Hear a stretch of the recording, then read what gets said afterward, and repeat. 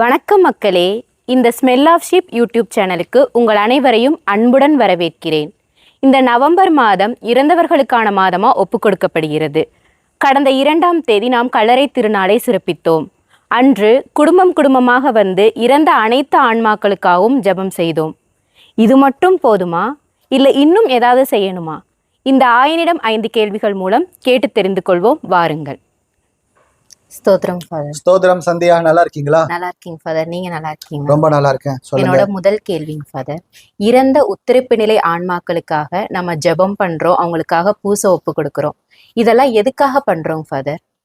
இறந்தவர்களுக்காக, குறிப்பாக உத்திரப்பு நிலை ஆன்மாக்களுக்காக நாம ஜெபிக்கணும் அப்படிங்கிறது நம்முடைய கிறிஸ்துவ பாரம்பரியம், கிறிஸ்துவ மரபு, நமது மூதாதைகள் நமக்கு கற்றுக் கொடுத்த பாடம். சரிங்களா? ஆகையினால அந்த காரியத்தை நம்ம தொடர்ந்து இந்நாள் வரைக்கும் செஞ்சுக்கிட்டே இருக்கோம். இது நேற்று இன்று ஆரம்பிச்ச விஷயம் அல்ல, 2000 வருட காலமாக நாம் செய்து கொண்டிருக்கிற காரியம்தான். எதற்காக அப்படின்னு ஒரு அருமையான கேள்வி கேட்குறீங்க.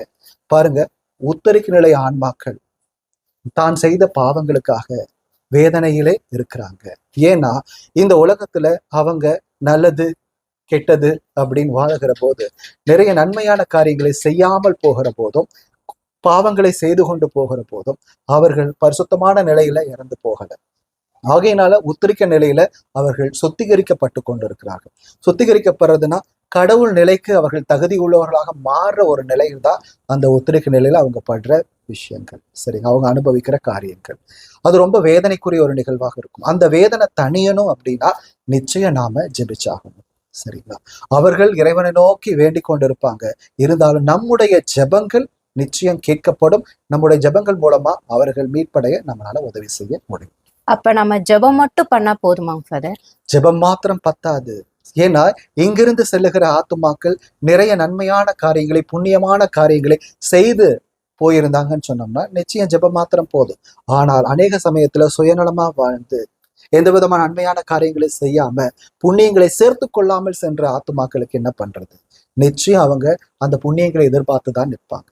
ஸோ அவர்கள் பெயர்ல நாம சில புண்ணியமான காரியங்களை, தர்மமான காரியங்களை, தான தர்மங்களை மகிழ்ச்சியோட நாம செய்யற போது, அவர்கள் பெயரை நாம ஒப்பு கொடுக்கிற போது நிச்சயம் அந்த புண்ணியங்கள் எல்லாம் அவர்கள் கணக்குல இருக்கும்.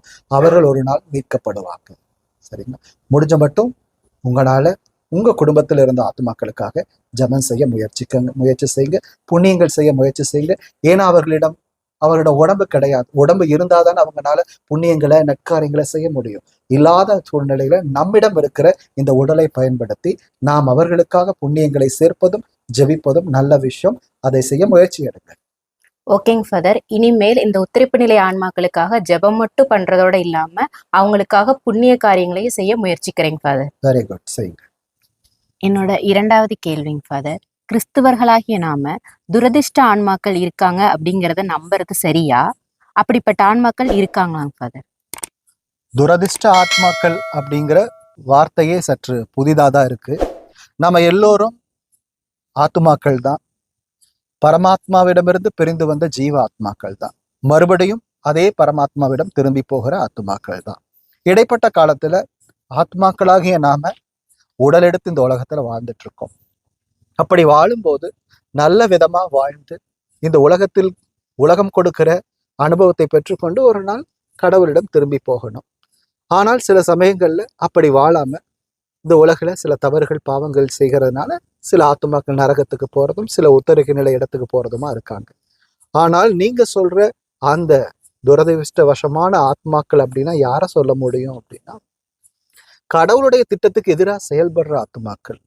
ஃபார் எக்ஸாம்பிள், தற்கொலை செய்து கொண்ட ஆத்துமாக்கள். இந்த ஆத்துமாக்கள் கடவுளுடைய திட்டத்துக்கு எதிராக செயல்படுறதுனால அவர்கள் கடவுளிடம் செல்ல முடியாத ஒரு நிலையில தள்ளப்படுறாங்க. குறிப்பா அவங்க எத்தனை வருட காலம் இந்த உலகத்துல வாழணுமோ அத்தனை வருட காலம் இந்த உலகத்திலேயே ஆத்மாக்களாக, ஆவிகளாக சுற்றி கொண்டிருக்கிற ஒரு கஷ்டமான சூழலுக்கு தள்ளப்படுவார்கள். அவங்க மாத்திரம் அந்த ஆத்மாக்கள் இன்னும் பல கெடுதல் செய்யக்கூடிய ஆத்மாக்களா மாறி போவாங்க.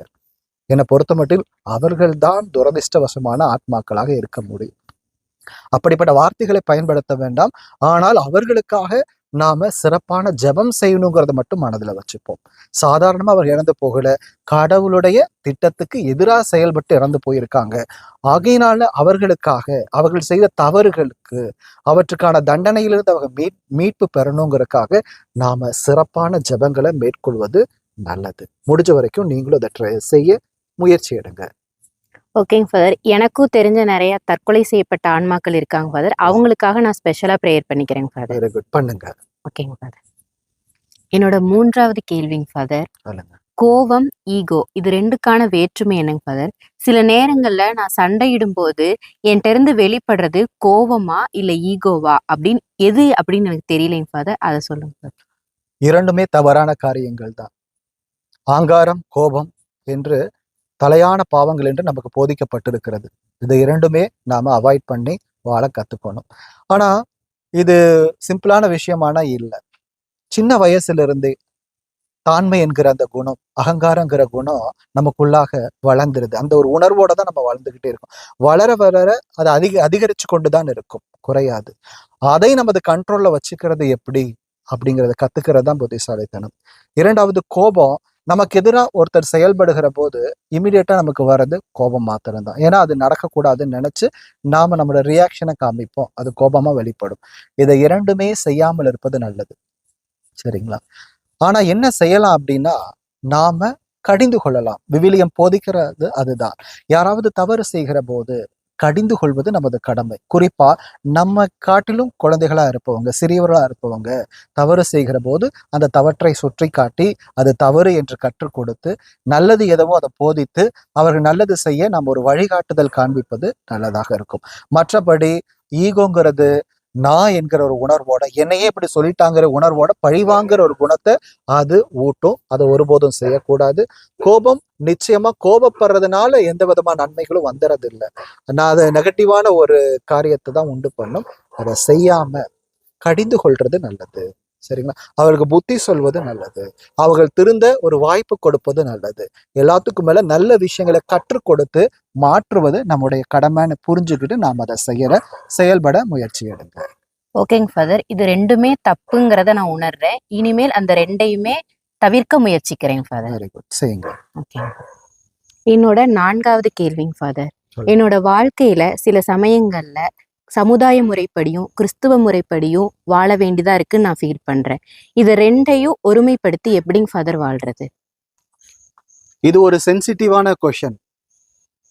பாருங்க, கிறிஸ்தவர்களாகிய நாம கிறிஸ்துவின் பெயரில் ஞானஸ்தானம் பெற்று ஒவ்வொரு நாளும் கிறிஸ்துவுக்கு சாட்சியா வாழ வேண்டிய நாம சில சமயங்கள்ல சமூகத்துல சில எதிர்பார்ப்புகளினால நம்மளை கிறிஸ்தவர்களாக அடையாளப்படுத்தி கொள்ளாமல், அதைத்தான் நீங்க மறைமுகமா சமுதாயத்துக்கு முறைப்படி வாழ்றதா கிறிஸ்துவ முறைப்படி வாழ்றதா அப்படிங்கிறத கேட்டிருக்கீங்க.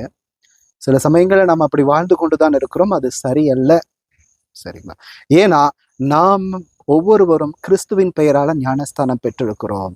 கிறிஸ்தவர்களாக, கிறிஸ்தவனாக, கிறிஸ்தவளாக இந்த உலகிலே நம்மை நாம் அடையாளப்படுத்தி கொள்வதுதான் நாம் பெற்ற ஞானஸ்தானத்துக்கு அர்த்தமாக இருக்கும். அப்படி இருக்கிற போது இந்த உலகம் தருகிற, சமூகம் தருகிற சலுகைக்காகவோ மற்ற காரியங்களுக்காகவோ நாம் கிறிஸ்தவர்கள் இல்லை என்று அடையாளப்படுத்திக் கொள்வது தவறு, முற்றிலும் தவறு.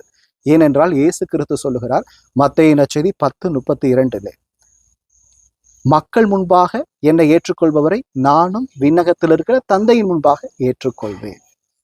மக்கள் முன்பாக என்னை மறுதளிப்பவரை விண்ணகத்தில் இருக்கிற தந்தையின் முன்பாக நானும் அவர்களை மறுதளிப்பேன் தான் உறுதியா சொல்லியிருக்கார். ஆகையினால் நம்ம கொஞ்சம் கேர்ஃபுல்லா இருக்கணும், சரிங்களா? அழிந்து போகிற உலகம், இந்த உலகம் என்னதான் நமக்கு பெரிய சலுகைகள் கொடுத்துட்டாலும் கொஞ்சம் யோசனை பண்ணி பார்க்கணும், நான் யாருக்கு சொந்தமானது, சரிங்களா? கிறிஸ்தவர்களாகிய நாம் ஒவ்வொரு கிறிஸ்துவுக்கு மாத்திரமே சொந்தமானவர்களாகவும் கிறிஸ்துவிடமிருந்து வருகிற ஆசிருக்காக எதிர்பார்த்து காத்திருப்பவர்களாக மாத்திரம்தான் இருக்கணும். ஆகவே ஒரு இரட்டை வேடம் அவசியமில்லை, இரட்டை வாழ்க்கை அவசியமில்லை. நீங்கள் யார் என்பதை இந்த உலகுக்கு வெளிப்படுத்துங்கள். உங்களது வாழ்க்கையின் மூலமாக கிறிஸ்துவை பிரதிபலிப்பதற்கு மாத்திரமே நாம் அழைக்கப்பட்டிருக்கிறோம். இதை உணர்ந்து வாழ முயற்சி எடுக்கணும், சரிங்களா?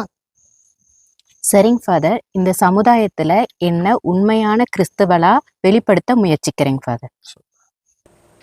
என்னோட 5வது கேள்விங்க ஃபாதர். சொல்லுங்க. சில நேரங்களில் உறவுகளை ஹேண்டில் பண்ணுறதே ரொம்பவே சிரமமாக இருக்குங்க ஃபாதர். சில சண்டைகளில் வந்து அவங்கள்ட்ட வந்து வார்த்தையின் மூலம் நம்ம ஹர்ட் பண்ணிடுறோம். அது மூலமாக உறவு வந்து முறிஞ்சு போயிடுது.